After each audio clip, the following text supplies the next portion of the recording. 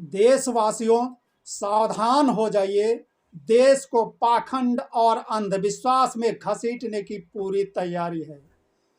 जो चर अचर अर्थात जड़ चेतन सबका काम कर पल भर में सबका काम करते हों और सबको गतिमान रखते हों, सबके प्राणों को हिलाते डुलाते हों, उनका काम मानव कर ही नहीं सकता। सतयुग, त्रेता, द्वापर और कलयुग में लोग चप्पल की जगह लकड़ी के खड़ाऊ पहनते थे और सबके पास पुष्पक विमान भी नहीं था। आज कलयुग अर्थात मशीनरी युग, विज्ञान का युग है। राजधर्म का पालन करते हुए त्रेता में ही भगवान श्री राम ने आरोप लगाने पर माता सीता जी को त्याग दिया था। जब भगवान राम द्वारा ऐसा किया गया था तो बताया गया कि कांप उठी धरती हो आसमान हाला, जब रामचंद्र सीता को घर से निकाला। अब हम बात करते हैं निराकार ब्रह्म की, एक और अनेक रूप में हो ऐसी शक्ति जो सतयुग में भी थी, त्रेता में भी थी, द्वापर में भी थी और कलयुग में है और हमेशा रहेगी। संतों द्वारा मिली जानकारी के अनुसार इस शक्ति की अर्थात भगवान भोलेनाथ पूजा करते थे। भक्त प्रहलाद और देव ऋषि नारद पूजा करते थे और कहा नारद जी भजा करते थे, अरे भज मन नारायण नारायण हरि हरि, श्रीमन नारायण नारायण हरि, माधव नारायण नारायण हरि हरि, श्रीमन नारायण नारायण हरि। ऐसी शक्ति की पूजा करते थे देव ऋषि नारद। भगवान भोलेनाथ भी उस शक्ति की पूजा करते थे, प्रकृति की रक्षा करते थे, प्राणियों में सद्भावना हो, जीवों पर दया हो, विश्व का कल्याण हो, ऐसी शक्ति की पूजा करते थे। और वो ऐसी शक्ति थी जो सबको चर अचर सबको चलाती थी और वही सनातन परंपरा थी। उसी को सबसे, इसीलिए जब वो विश्व का कल्याण चाहते थे, इसीलिए सबसे बड़ा धर्म माना गया, क्योंकि अन्य धर्मों में विश्व का कल्याण नहीं माना गया। सिर्फ सनातन धर्म में सिर्फ अपना नहीं, वो विश्व का कल्याण सोचते थे।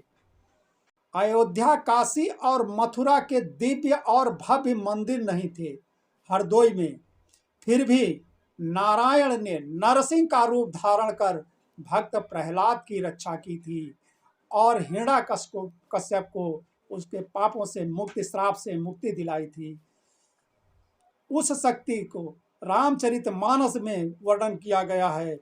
चौपाई है, बिनु पग चलया सुनया बिनु काना, बिनु कर कर्म करे विधि नाना। इस चौपाई में राम, कृष्ण और अन्य देवी देवताओं को नहीं बताया गया है। पूजा कैसी होनी चाहिए इसको भगवान श्री कृष्ण ने बहुत ही विस्तार से बताया है। अब यज्ञ में समिधा डालते हुए नाम लेने को आप पूजा कहते हैं देवराजन? दिखा रहे हैं। चरणों में फूल चढ़ाने को आप पूजा कहते हैं देवराजन? ने भगवान श्री राम से बहुत अच्छा प्रश्न किया था, कहा था कि मैं बैरी सुग्रीव पियारा और कारण कवन नाथ मोहि मारा। वो भी छिप करके, पेड़ की आड़ में छिप करके मुझे मारा। हम भाई भाई लड़ रहे थे, आपने मुझे क्यों मारा है, इसका कारण बताइए। तो भगवान ने जो कारण बताया था उसको देखिए, क्या कारण बताया था, हम बता रहे, चौपाई बता रहे हैं। अनुज बधू भगिनी सुत नारी, इन्हें कुदृष्टि बिलोकय जोई, ताहि बधे कछु पाप न होई। ये कारण बताया था।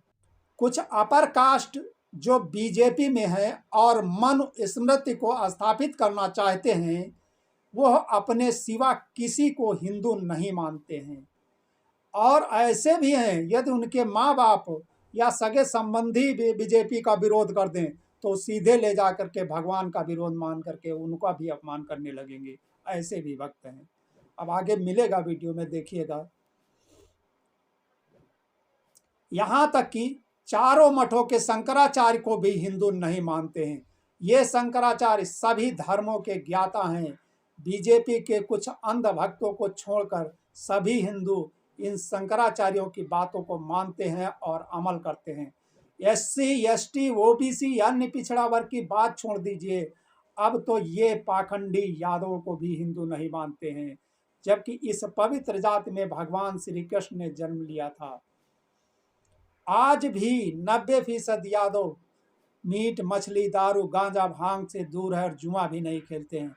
यदुवंशियों ने सदैव सनातन धर्म की रक्षा की है और अब अगर श्री कृष्ण जन्मभूमि के लिए ये दोबारा खेत में गोभी उगानी पड़े तो यादव तैयार है। यह जाति हमेशा मेहनतकश रही है और कर्म को ही प्रधान माना है, और यही बात कर्म प्रधान है जिसको रामचरितमानस और गीता में भी प्रधान बताया गया है। अब राजनीति की चाशनी को चटकर इतने मदमस्त हो गए हैं कि यह लोग विज्ञान को भी नहीं मानते हैं। इन अंधभक्तों ने ही कोरोना काल में थाली बजवाई थी, घंटा बजवाया था, उसके बाद भी वेंटिलेटर, बेड, ऑक्सीजन सिलेंडर और दवा के ना मिलने के कारण काफ़ी लोगों की जान चली गई थी। और सबसे खास बात तो यह है कि यह भक्तों के लिए कोरोना काल में मंदिर के दरवाजे भी बंद कर दिया था। तब क्या भगवान नहीं थे? जबकि सभी देवी देवताओं के पास अस्त्र शस्त्र से सुसज्जित हैं और छोटा सा जीव कोरोना भगवान के भक्तों का कुछ नहीं बिगाड़ सकता था। शंकराचार्य जी अभिमुक्तेश्वरानंद ने अपने इंटरव्यू में कहा है कि काशी में हजारों साल पुराने सैकड़ों मंदिरों को तोड़ा गया, मूर्तियां तोड़ी गईं, और सबसे बड़ी बात तो ये थी कि उन मूर्तियों को कूड़े में फेंक दिया गया था। इस बात का हमने विरोध किया था। यह बातें शंकराचार्य अभिमुक्तेश्वरानंद जी ने कहा है। इतना ही नहीं, इन भक्तों की भक्ति कैसी है यह देख लीजिए। इंद्रदेव का भगवान श्री कृष्ण ने घमंड को कैसे चकनाचूर किया था और उन्होंने बताया था कि भक्ति कैसी होनी चाहिए। ऊपर वीडियो में देख भी चुके हैं।